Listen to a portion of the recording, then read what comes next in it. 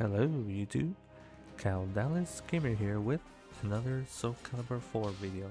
And yes, I'm gonna play Ivy and talk about her. Man, she is peak in this game. So in this video I wanted to follow up from my last video, because once again I kinda wonder why Ivy dressed up like that, especially in the universe that there's a lot of things that are trying to kill you, and they will kill you horrifically, especially if you cross path to the wrong creature, or should I say the wrong person. But definitely the wrong creature, because in this universe, demons interact with you fairly common. So yeah. In matter of fact, in Soul Calibur 6, since I have that game and obviously I feature it in the YouTube channel, Ivy in Soul Calibur 6, she literally stated that she's willing to shake hands with demons, and without a doubt she interacted with them. So again, it makes me wonder why she dressed up like that very provocatively, especially the fact that she fights with a deadly weapon, sword whip, and the assumption is she fights enemies that will have no qualms of slashing, impaling, cutting her amazing body like that. I mean, look at that amazing body. That is peak. Man, Soul Calibur 4, Ivy, she is peak in this game. I know I sound like a gooner saying that, but still, you might wonder why a woman with that caliber of beauty dress up like that. Now me, I had a theory, and I expressed that theory in my last video. To summarize, my theory is that Ivy is semi-immortality, because if you read the lore and you pay attention to the story of Soul Calibur, it becomes very clear that Ivy, she is somewhat an expert of supernatural stuff and alchemy. And at the same time, because in this universe of Soul Calibur, magic exists, and of course demons and other supernatural creatures exist, Ivy, she sort of have fair, I would say, expertise. Like she knows what she's doing, and she, without a doubt, conducted alchemy experiments on herself. In other words, on her body. That literally is stated in the lore of Ivy's character, because Ivy adopted parents, especially her adopted father, attempted to obtain immortality through alchemy, and attempting to gain immortality through alchemy, her father must have self-experiment on himself to prolong his life. And without a doubt, Ivy must have done the same thing, especially after her adopted father, passed away. So Ivy did the same thing as her father did, and in my opinion, I would say she was sort of successful. Obviously, she's not truly immortal, but her body, I mean, if you pay attention to her white hair and how she looks, I mean, that's a sexy body right there. It's very clear that the alchemy that she did on herself did something very positive. As I stated in my last video, Ivy is not a normal human. More than anything, she is like a superhuman female. Just like what you see in sci-fi games like Halo, Space Marine from Warhammer 40k. I would dare say Star Trek and other sci-fi games that features superhumans or super soldiers. Even The Witcher, by the way. Oh, actually, The Witcher is a better analogy with Soul Calibur, because in The Witcher, the Witchers, they're clearly superhumans.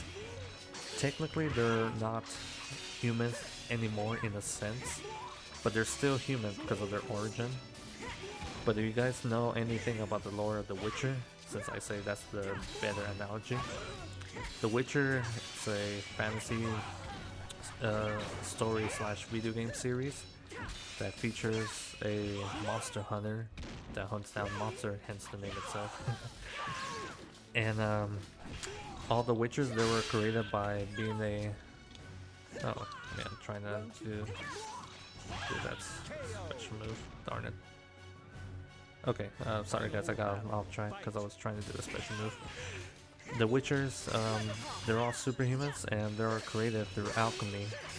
And Ivy, because she conducted alchemy experiment on herself, without a doubt, she is superhuman, just like the Witchers. That being said, it's still, and you know, I still wonder about why Ivy dressed up like that, because in the universe where she is finding a deadly weapon, a sword whip, that could clearly cut and maim and sever an individual body with great damage. It makes me wonder why Ivy dressed up like that. Like she is exposing her hips, her butt, especially her female private parts such as her amazing breast. I mean, look at that breast. My goodness. That's just insane. Like, and think about it, guys. She's fighting enemies like the enemy that I'm about to fight. A zombie, supernatural zombie dude with giant sword. That dude is literally a zombie, and he has magical powers.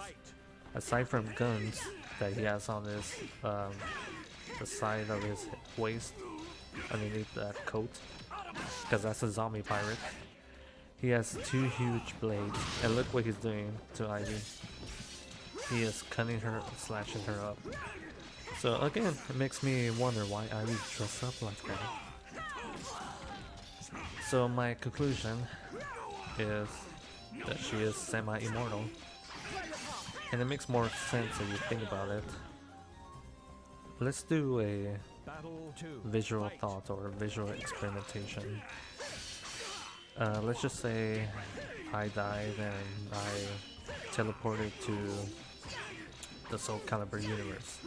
And out of all characters to become, you know, that character in the Soul Calibur universe, I end up becoming Ivy.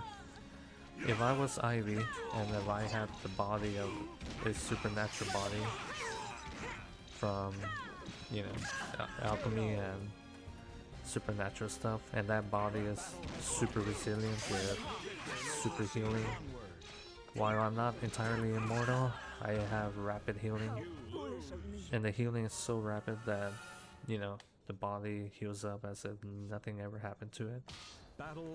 It would totally make sense for me to feel cocky, confident, and start dressing up provocatively, just like how Ivy's doing right now. And that's, in my opinion, that's the only explanation why Ivy is dressed up the way she is. It makes perfect sense if Ivy is semi-immortal. Oh, look at that, perfect. Because think about it, guys. Ivy is exposing herself. She's literally vulnerable of getting slashed, cut, impaled. Oh, see, I got impaled right there. And keep in mind, this is a rated T game. It's not rated M for mature like Mortal Kombat. In Mortal Kombat, oh, you absolutely see blood, gore, impalement, and yet the characters, they're like, you know, immortal basically, until of course you finish them and kill them for good. But here, since it's rated T for teens, obviously you don't see the blood and gore, but you do see the implication. You do see the characters getting impaled, cut, and of course, slash and you know, horrible things happening to them. But look at the other characters, they all dress up properly. And some of the females in this characters, they're armor up, head to toe. And yet, Ivy is the only one that dress up like that. So again, it makes you wonder. And my only explanation to that is that she is immortal. If I was Ivy, and if I had a body that re-heals and regenerates, like perfectly as if nothing ever happened, then yeah, I'll do the same. I'll dress up provocatively like that.